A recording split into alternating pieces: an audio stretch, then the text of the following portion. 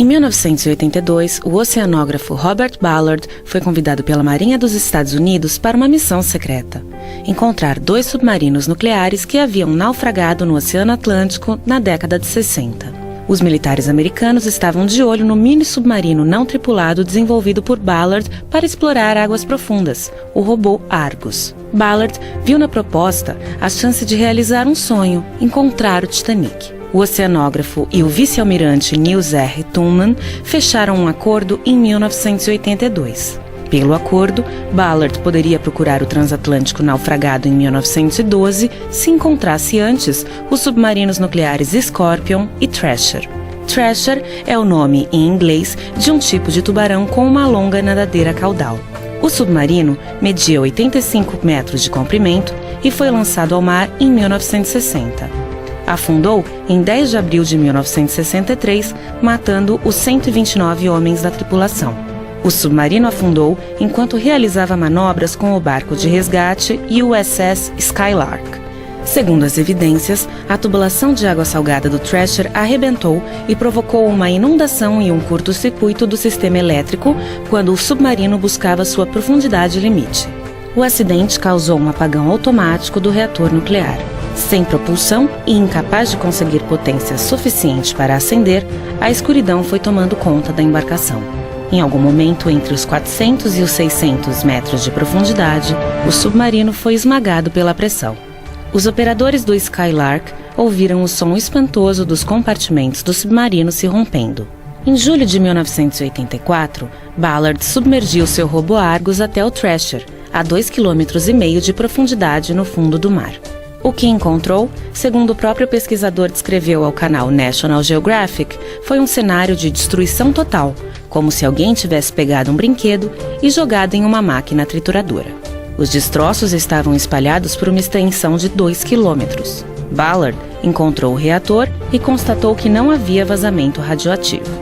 O submarino Scorpion foi lançado ao mar em 1959 e afundou em 22 de maio de 1968, a 740 quilômetros a sudoeste das Ilhas Açores, levando consigo 99 homens. A 3.350 metros de profundidade, a busca foi mais desafiadora do que a do Thrasher, porque o Scorpion desapareceu sem testemunhas. O submarino levava armamento nuclear e estava envolvido em operações militares nunca esclarecidas pelo governo dos Estados Unidos.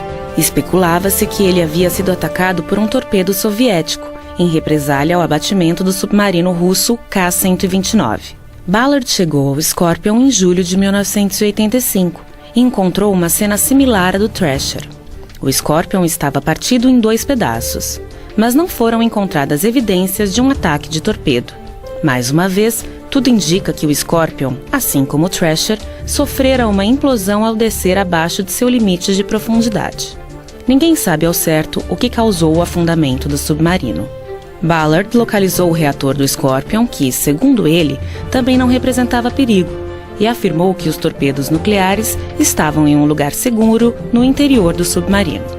Após cumprir a parte do acordo que interessava a Marinha, Ballard partiu à procura do Titanic, ainda em 1985. O RMS Titanic foi um navio transatlântico da classe Olympic, operado pela White Star Line e construído nos estaleiros da Harland & Wolff, em Belfast, na Irlanda do Norte.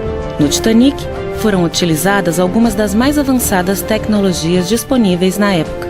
Um folheto publicitário de 1910 da White Star Line dizia que o navio fora concebido para ser inafundável.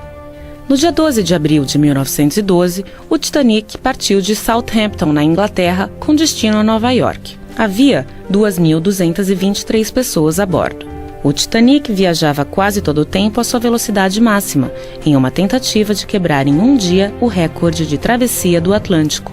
Em 14 de abril, às 23 horas e 40 minutos, um iceberg foi avistado à sua frente.